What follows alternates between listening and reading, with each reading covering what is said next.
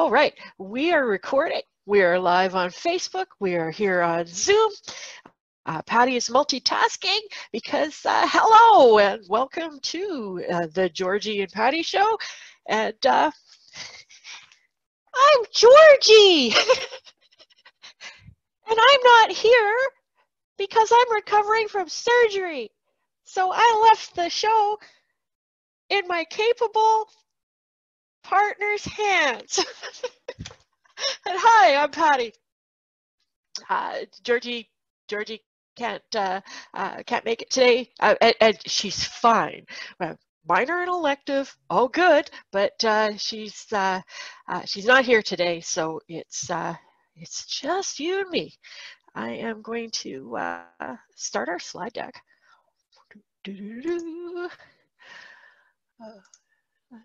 Slideshow, here we go.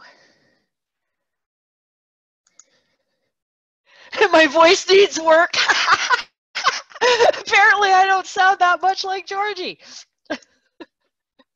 She doesn't have to worry about being replaced anytime soon. All right. So welcome to the show. This is, holy cow, episode 68.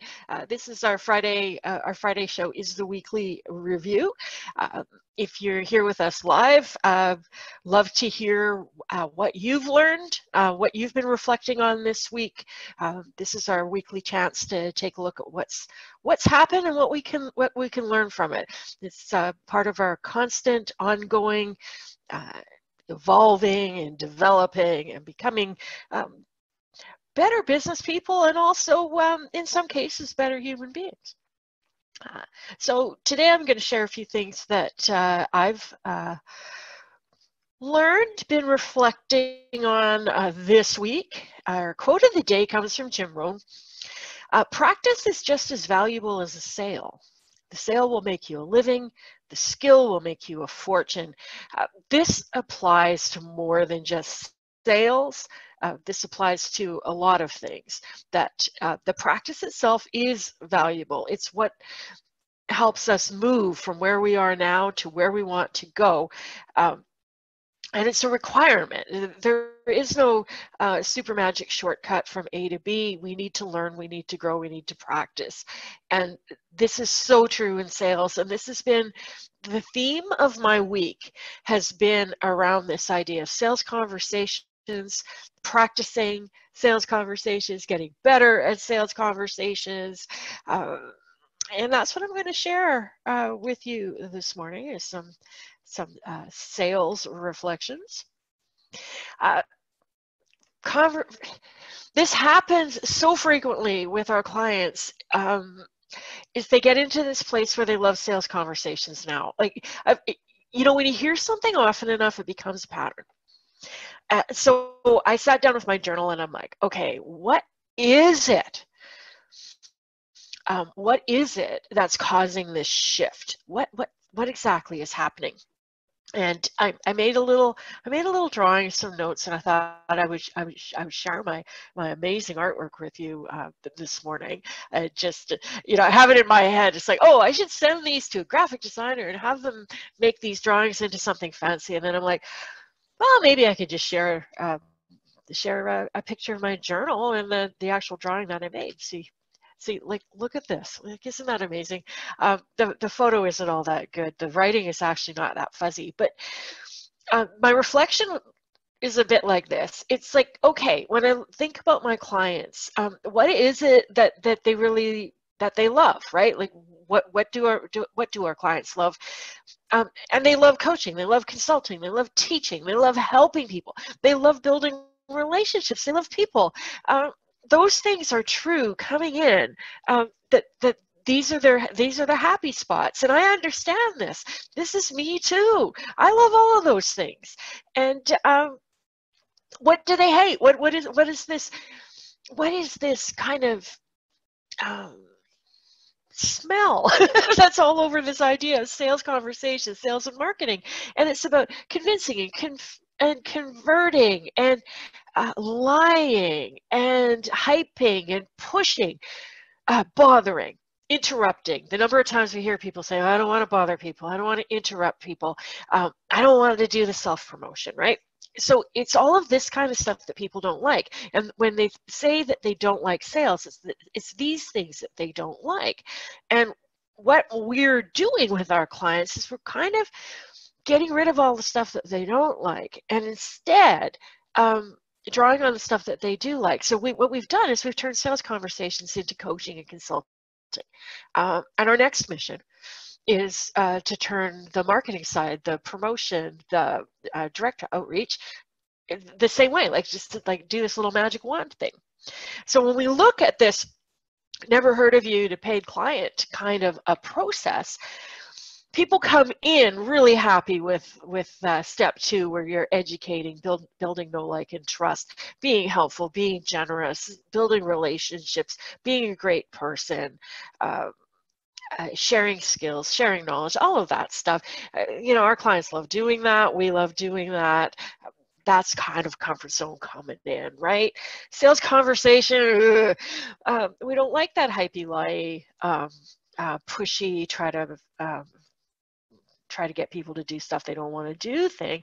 So when we do our bridge funnel formula thing, that's what we're doing. Is we're just taking a magic wand and going, goodbye crap, hello stuff that you love to do.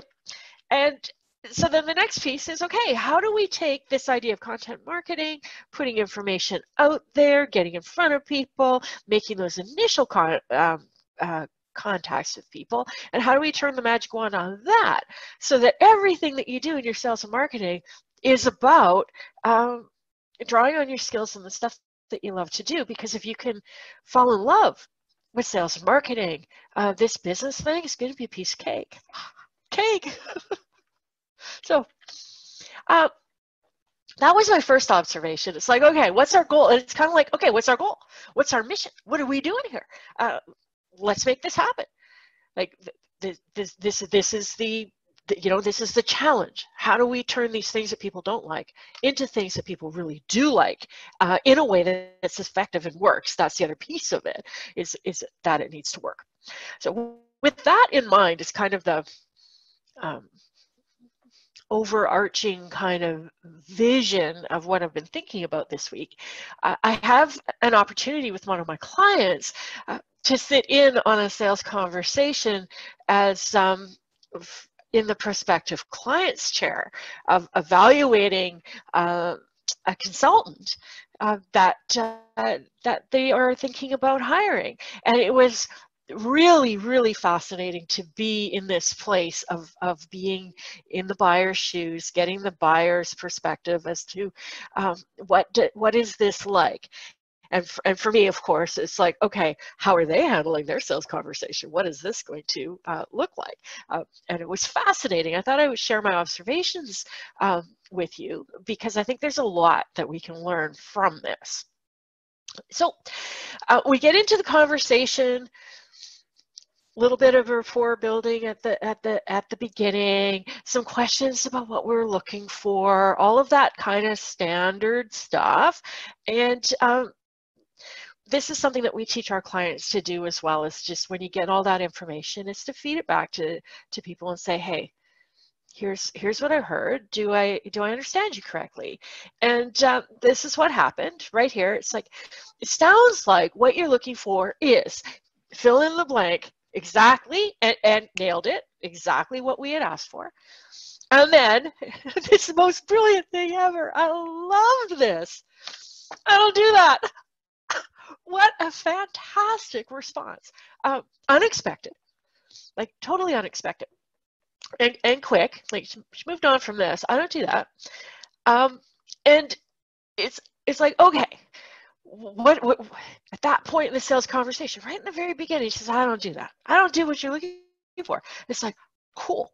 So observation number 1 here, that's really clear. Like, there was no beating around the bush.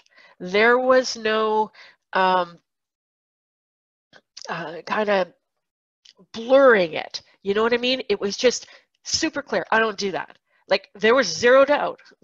Like, we knew she doesn't do that. this comes from a place of confidence, and it's not just what she said, but how she said it. It's very confident stance. It's like, yeah, I don't do that. It's honest. Like it's just an honest response. And from my perspective, sitting in there, listening in, it increased my level of trust in this particular person. She wasn't trying to contort herself into something that she wasn't. She wasn't approaching this from, I must make this sale at all costs. It's a dangerous thing to say. I don't do that. And be like, we could be like, okay, thanks, bye. But we didn't, partly because she continued on. I mean, it was pretty quick. She didn't linger on that for very long. It's just like, I don't do that. A pause to let us take it in. And then here's why. And then she basically explained that it doesn't work in a respectful way, but basically say, you know, I understand a lot of people are looking for this, but you know what? It doesn't work. And here's why. Explained that. And this is what I do instead. And outlined her process. And hey, guess what? It was even better than what we came in looking for, which was really cool, right? Then she had this line, which I love. People who like shortcuts don't like working with me. I'm like, excellent. I just, you know, and it's kind of, this is one of those lines where it's like, if we're looking for shortcuts, this is not a good fit. If we agree that shortcuts are a bad thing, then we're in. And this is, you know, when Georgie often quotes Simon Sinek about, you know, we find the people who believe what we believe. This is like, it's just like putting out this statement. It's like, this is what I believe. I believe that shortcuts don't work. I don't do shortcuts. And because of that, people who want them are not going to enjoy working with me. Like, it's not a good fit if that's what you want. And in some ways, like when we're in these conversations and we're looking for fit, a good way to gauge fit is to be clear about what's not a fit. And in some ways, it's a little bit like pushing away. It's like, here's some reasons to reject me. Here's some reasons why you should say no. And those are great. Like, this is a great way to approach this. It's very clear. It's confident. And for people who agree with you, it's going to draw them closer.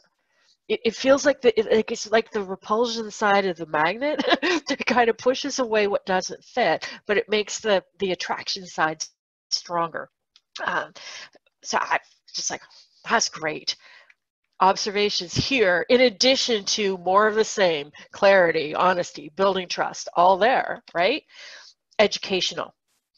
I don't do it in this way, and here's why. And it was quick, it was put together. She'd obviously done this a few times, but it's very educational. It's like, this is why. This is why it doesn't work, right? It separates her from her competition. She has picked her lane. It's, you know, other people sell shortcuts, she does not. And she is in a business that is full of people selling shortcuts. And she basically acknowledged that, right? But she set herself apart, okay? And kind of sets this standard. It's like, we know at this point that if we're going to work with her, it's going to take time. It's going to take time. We're going to have to put in some work. There's going to be the standard that we need to meet in order for this to be a good fit. Super clear, helpful, and professional. A very professional kind of a stance. And so I'm going to throw in the first permission slip of the day here, is to claim your lane when you're ready. Claiming your lane. We're going to talk a little bit more about that, the when you're ready part, in a couple of slides. But if you feel some clarity around your lane, claim it. You know, plant your flag, you know, put your stake in the ground, however you want to describe it. But when you have that kind of clarity, it's very, very, very helpful for clients that are making a decision, and it's going to draw to you the people who are looking for what you do, okay? And then at the point where she's talking about her offer, she says, I offer 3 different packages, right? And they were arranged in kind of a bronze, silver, gold sort of sort of a fashion, right? And it's like, I've got 3 based on what you said. I think this is the one you need, and it was the lowest one. Like she didn't try to go for the highest package. She didn't offer a choice. She just like, this is what I recommend. It's this one. Now, this is something that I know from doing role plays with our clients. I play the client a couple of times a week with clients, and I'm going into a role play and I'm being a client. And this is something that I have observed firsthand, is this idea of offering multiple options to making a client decide is the kind of thing that elicits, and I need to think about that response. It doesn't. It places effort on the client to choose something that they're not certain about. So this is a great way to handle an offer. It's just like, here, this is what I offer, this is what I recommend. Now, observations for me in there. She's taking the lead as the expert. So she's just like, I have your requirements. This is what I think you need. This is based on me knowing what I'm doing. It's, once again, a confident stand to take. And she didn't confuse us. She didn't make us think, didn't bring things in that we didn't ask for. I'm on and on and on with people about this in their sales conversations. It's like, don't bring in stuff that people didn't ask for, because it makes it confusing. So there was none of that. It was just very much, it's like, here's the match. This is what we need to do. And because I was there, it also aroused curiosity, because my client's like, well, what's in the silver and the gold? Which was kind of cool. It was just kind of cool to see that. That it was like, oh, curiosity. All right. So it was just great. At that point, it was like, do you have any questions? I asked a few questions, and every time I asked a question, the response always started with, that's a great question. This is a very validating thing to say when people are asking you questions. This is something that makes people feel good. Like, it felt good to me in that moment to be told, yes, that's a great question, right? And then she had a great answer to follow it up, and it was just like, question answer, question answer, question answer, right? And then client's like, we'll discuss it when we get back to you. And her response is great. Observations here. Very respectful. None of this pushy, try to get people to sign up right now. Like, there was none of this pressure. And I've been on the receiving end of more than a few sales conversations, and often there's a lot of pressure tactics at the end, trying to overcome objections and to get you to make a decision before you leave the call. All over the coaching world is this idea of offering fast action bonuses at the end of a call like this, to say, oh, well, if you sign up before we hang up, I'm going to knock $3,000 off my price. But that offer is only available for the next 60 seconds. And I can tell you that if she had trotted out any of that bullshit, she'd have lost that deal instantly. Because it's not, when you're dealing with experienced business people, they don't fall for that shit. A lot of that stuff that they do that put the high pressure on is designed for newbies. Like, really, they're going after the naive people, and they're saying things that are absolutely patently ridiculous. Like, my best clients are the ones that make fast decisions. Now, it might be true that good clients take action and make decisions. That might be true, but to make a large investment in getting support for your business without taking any time to think and reflect is not the mark of a great business person. We need to be discerning. We need to be thoughtful and to make good decisions, not fast decisions. This is something that I picked up from my husband, of all people, who said that he was talking about a decision that he had made that turned out to be a mistake. And he says, I broke my cardinal rule. He says, whenever I am under pressure, my rule is to slow everything down, because when I'm under pressure, I am prone to make bad decisions. And I broke my rule. I made a decision under pressure, and it came and bit me in the ass. And it's just that, I thought, was just a brilliant piece of advice for a lot of us on the receiving end, but also thinking about our clients and thinking about being respectful. We don't want to make big decisions under that kind of pressure. It is not a good trait of successful people. And a lot of this information that we get about sales comes from the internet marketing world. And it's all very much based on people deciding, are they going to buy this thing or not? It's not coming from a perspective of working with clients who are making a thoughtful decision and reviewing multiple options. Very much internet marketing kind of funnel stuff is, are you going to sign up for my program or not? That's the decision. And the force is very much sign up, sign up, sign up, sign up, sign up. It doesn't even enter into the situation that the person on the receiving end is evaluating this program versus this one versus that one, because not very many people do that. The whole internet marketing kind of world it's almost based on impulse buying. They're putting something in front of you that you weren't considering, and it's just like it's a dangly little carrot or shiny object, and we follow the trail, and at the end it's like buy or not. It's not about sitting back and going, okay, what do I need? What's good for my business? We talked a lot about this on Wednesday, didn't we? It's not based on that. This whole marketing approach is based on dangling something in front of people and converting them into buyers. And it is very much about putting on pressure, getting people to make a decision that if they had a chance to think about, they would say no. So when you have the kind of service that you want an investment from your client, not just their money, but their time and their effort and their commitment to making change, which as coaches and consultants, if we do transformational work, that's what we want. It's better to slow it down and to be more respectful.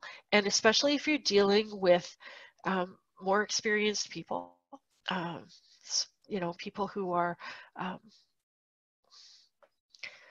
well, they have experience, and they're approaching it differently. It's like, this is the reality with my client. It's like we're not deciding yay or nay on one person. We're deciding between multiple options. So the best thing that any one of those options can do is make a strong case for what they do, differentiate themselves from what other people do, and educate us to help us make a good buying decision.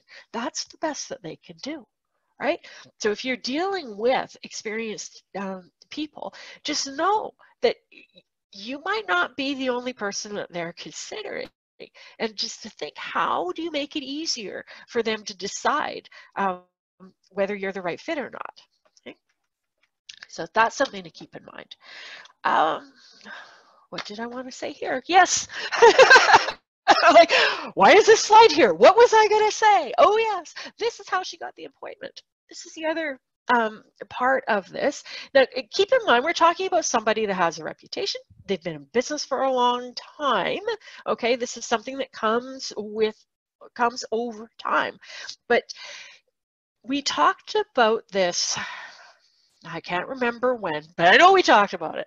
This idea that when you offer implementation services, coaching done for you, if the service you are offering goes beyond providing information, which for coaches and consultants, for sure, for freelancers, it definitely goes beyond just providing information. Information is free. You can get it on Google. It's not a great business model to be just providing information. People want more than that. This whole thing started with a super informative in-depth article about how exactly to do the thing that my client wanted to do, right? It's like, here's the instructions. It had examples. It had step by step how to, all the stuff they tell you, oh, don't share that stuff because that's the secret. It was all there. Article, full, well written, lots of instructions, lots of details. And you know, he says it to me, and I'm like, yeah, this sounds great. I think we should do everything in this article, right? That led to making an appointment on the calendar. It's just like, okay, this stuff looks really good. And I don't want to do it. I want to help with it. Boom, onto the calendar. So this is how that worked. Is there was this get in front of new people thing, and also the build, know, like, and trust, but all of this is just happening without her having any idea that somebody was interested. And it's just like, boom, onto the calendar, which is a really, really nice position to be in. And this is, I'm going to put this forward as the goal for you in thinking longer term about your business, is that you want to develop this kind of stuff so that people can find you and learn about you and get that information and feel confident that they can just book themselves onto your calendar. This is kind of the goal. It doesn't happen right away, but you want to start thinking about that sooner rather than later. Because it's always delightful when you get an appointment on your calendar and it's like, oh, I've got no idea how this person found me. What is that? Then then you get on a call and they're like, oh, I saw you on a YouTube video 3 years ago. It's like, okay, cool. So this is part of what we want to do, and this was an example of that working. And the article was the example of giving all the information, not withholding anything, creating something that was really high quality. That's what got the attention. That's what got the appointment. So coming back to this idea here from our quote of the day about practice is just as valuable as a sale, and the idea that the sale will make you a living, the skill will make you a fortune. This really is the goal, is to practice and to get better and to get better. And in both of the role plays that I was involved in this week, the client that I was working with had moved beyond the basics. It's like they had done enough practice that they were getting into the more advanced kind of skills, and there comes this confidence and comfort level, and it just oozes out. The conversation goes from kind of awkward in the beginning to really nice and free flowing and really close actually to what I experienced with this particular person who's been doing this for, I don't know, a good 10 years, and maybe even longer than that. But this is what we're aiming at. It doesn't take all that long. What it does take, though, is repetition. Is getting the practice, doing it over and over again, and with an eye to getting better, to getting more comfortable, to getting more confident, and to making it yours. This is the whole thing about a U-shaped business, and one of the conversations I had with the client, it's like, just take away the parts that don't fit 100% for you. Allow your intuition, your personality, the way you handle it, allow that to come through. You don't have to stick to a script exactly. Just, allow it to flow. Find your way. Find a way that works well for you. And, there's no way, similar to this person, there is no shortcut to this. But it doesn't take as long as we think it will when we head right into it and actually do the work. So your second permission slip of the day is to grow and learn, and just to embrace that awkward step where you're just trying things out and you're relying on, you're relying on, it's like, I think about a little kid learning how to walk, it's like they're relying on the sofa to hold them up for the first few steps kind of thing. And it's just allow yourself to rest into whatever support or scaffolding you've created for this, and to grow and learn as you go along. So with that, quick note here is that Georgie and I are doing 2 full-day workshops. This is kind of a save the date thing because we don't have um, any information up to allow you to sign up for it. But August 8th is the first one, September 12th is the second. They're both Saturdays, they're both full days, and these are both going to be sit your butt in a chair and get stuff done workshops. They're not going to be us yapping. It's going to be about getting stuff done. And we're moving our magic wands over to the beginning part of this sales and marketing system, and talking about getting in front of new people with content marketing, which is, blogging, social media, creating videos, that sort of stuff. So the first workshop on August 8th is going to be about that, about the content marketing, about what to write, creating a calendar, putting all that stuff together.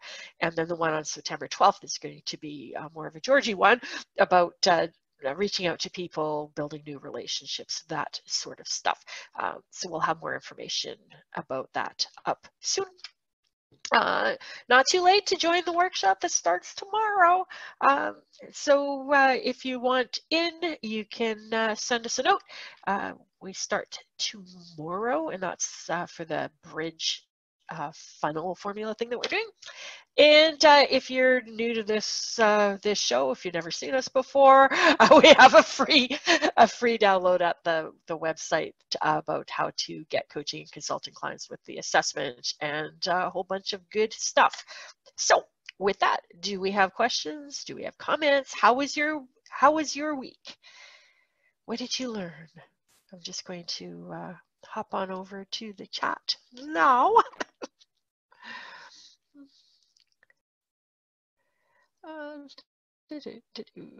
I am multitasking. Voice needs work, pictures okay, yeah. Here's Georgie. Georgie says hi. Is that voice better? Oh, you like my journal drawing. Thank you for the kind feedback. That's awesome. Saying I don't do that, what a concept. Yeah, exactly. I'm like, I heard that and I'm like, oh, I should totally say that more often. Just like, yeah, I don't do that.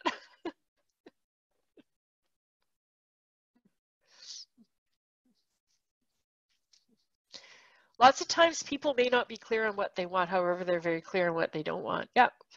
And this is a whole, when it comes to your sales and marketing, really helping people figure out what they want and need is a big piece of this. Like when we talk about education, like a lot of that education is around how you can help them, what kind of help they need. That's a big piece of your job, is to do that stuff. And we get so much of the information that we get, so much of the advice that we get around sales and marketing is very much about convincing and persuading and converting and all of that. And it's when you're working with transformation, with training, with coaching, consulting, if you're providing specialized expert services that your clients don't know how to buy, and they're not sure what they want, is providing that guidance and education is so valuable.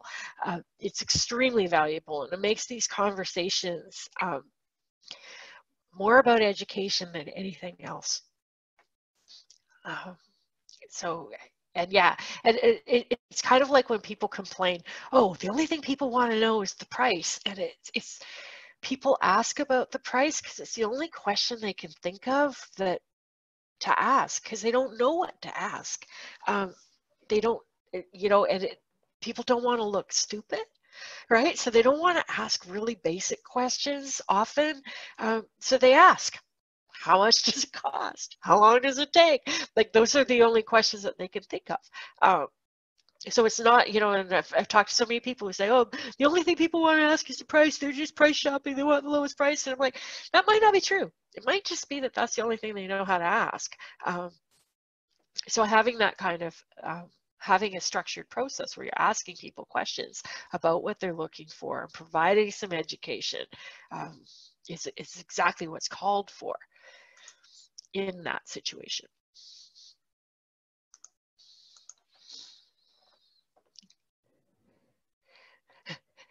Notice that I put the hearts and the flowers around my picture of Georgie. Yes, tried to capture her spirit. That's me. That's me as an artist.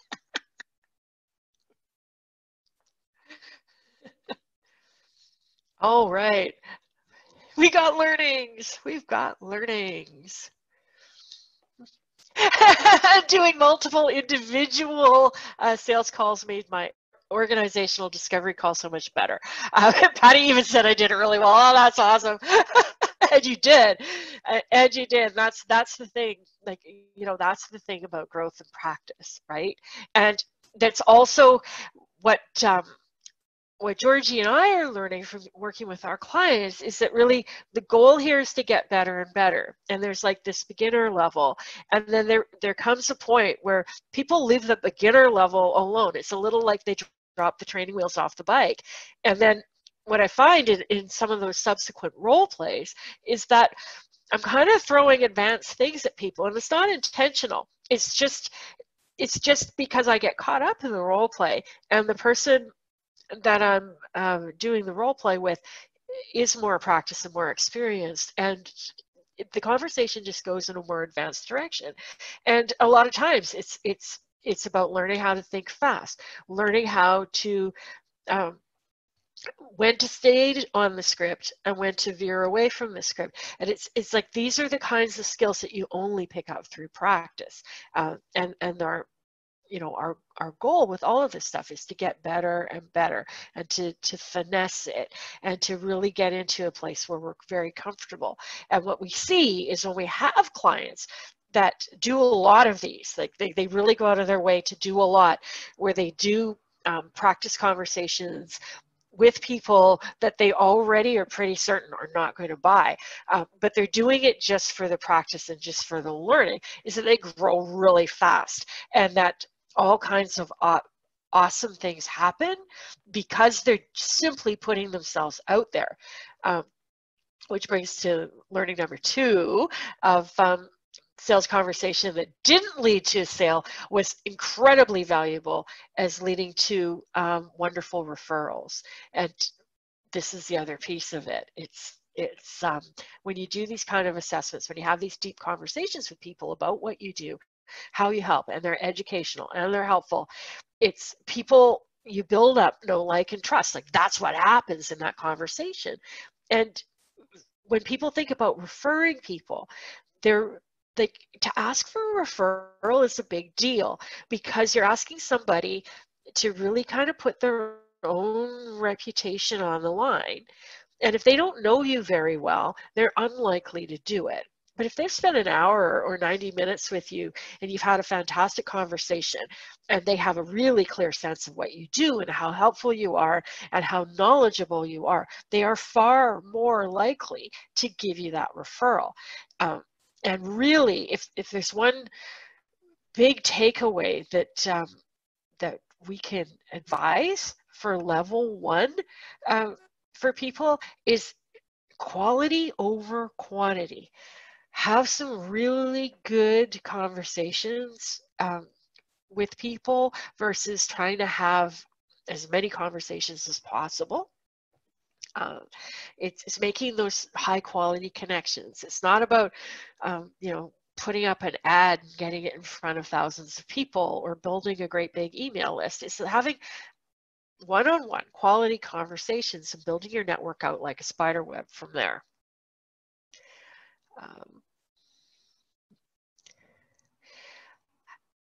We got another another comment here. Learned a lot from your shows this week.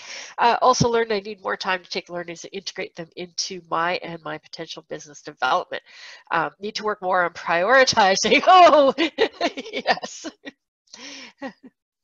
You have pointed out some key things to focus on, but level 1 red alert assessment areas, I have quite a lot of further assessment, prioritization, and action steps to do. It's not too overwhelming. Yay for not too overwhelming. One step at a time. Can't attend the workshop, but creating a mini action planning workshop for myself. Good on you. Yeah, absolutely. Like, it's, what do I want to say here? It's smart to set aside time to plan and to learn and to make that time and space. And a lot of what we're doing, what Georgie and I do when we put together these workshops, is doing that. It's creating kind of a container to get the work done. It's really what we've um, uh, come around to in our own strategy for this, is that information is not enough. It's fun. I mean, I'm like that. I'm a bit of an information junkie. Love to read a book. Love to watch a webinar or a training on something. Learn new skills, or not really learn them so much, is just kind of become aware of them, get excited by ideas, that sort of thing. But the actual real learning comes when you sit down and get stuff done, and you really reflect on it. And you take the time. To write things up, to make a plan, like to actually take pen and paper and write things down, to create a whole list of all of the things that you want to do or think you want to do, and then to prioritize, to put them in order, to toss some out, to put some on a maybe someday list, and come up with your top 3 actions, something like that, or to take something that you've learned and truly learn it and implement it and put it today. So and yeah, excited about description and one-day workshops. Yeah, me too. I'm excited about the workshops that we're doing as well. There will be more more information on that coming soon. Napkin notes need to go to categories in a section notebook. Yes, it can be helpful to organize your thoughts, or and it's another thing I learned. I can't remember who I learned it from, but a little bit like the idea that the bus always comes around again, is that if you are like me and come up with a flurry of ideas, like daily, by the minute, all the time, and struggle to capture them all or organize them all, is just to kind of trust that if you're meant to execute that idea, it's going to come up again and again and again and again until you actually do it. So, and there will always be more, is what Georgie would say. Yeah, and that's what Patty would say too. There'll always be more. Always be more. Different color pens for different days. See, people say that, I'm thinking, oh, there's a highly organized person there. Organization and color coding and stuff like that. I think that that's an awesome thing. An awesome skill for people to have. And if your brain works like that with organizing and color coding and stuff like that, that is something that not all people have. And sometimes when we do these sorts of things, sometimes we don't notice our own skills. And if that's you, I can say, because I'm not good at that stuff, that is a skill that not everybody has.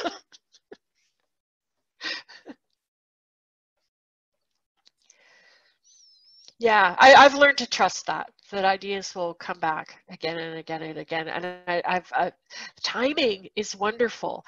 There's this, we can say the same things, we can hear the same things over and over and over and over and over and over and over again. And then one day we really let it in and it lands. And it's just because the timing is right. So the timing is right, or the voice is right. And this is just, throw this out there in case you're thinking, who am I to be talking about this stuff? Everybody else has talked about it. There's nothing new under the sun. I'm just talking about the same stuff that everyone else is talking about. There's room for your voice. We need repetition, and it's about hearing the right thing at the right time from the right person. And it's like the numbers of times that I've heard things over and over and over and over again, but they don't truly land until later. There's this saying about life being a journey, not a destination. I have loved that saying for years, like probably a good 20, 25 years.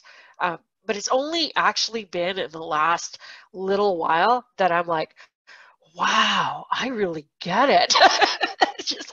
taken that long for it to truly sink in. So repetition is good, and the fact that you're, you know, talking about similar things that other people are talking about is just fine.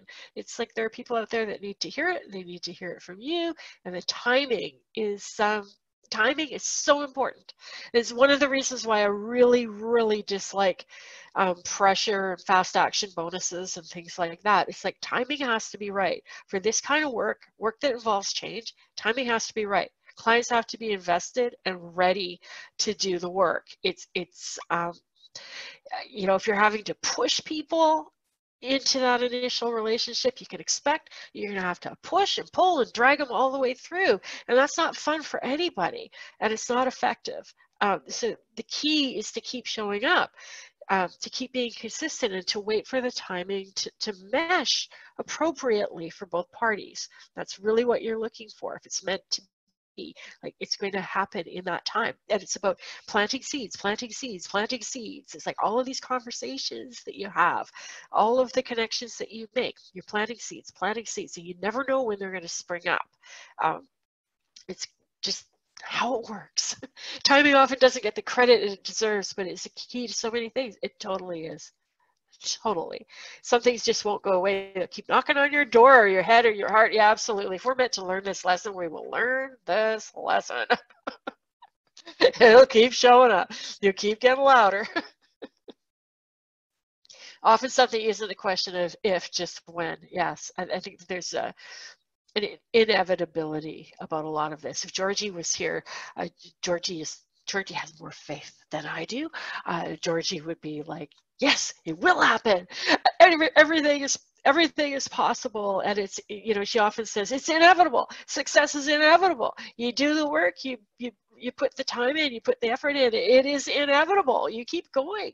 Success is inevitable. One foot in front of the other, and you will get there.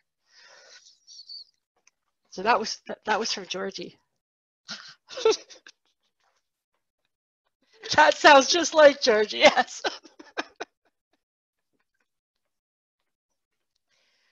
All right. I think I've run out of things to say. I will wish you an awesome weekend. We will be back here on Monday. Georgie will be back on Monday, and have a great weekend in between that. See you Monday morning, same bat time, same bat channel. Bye for now.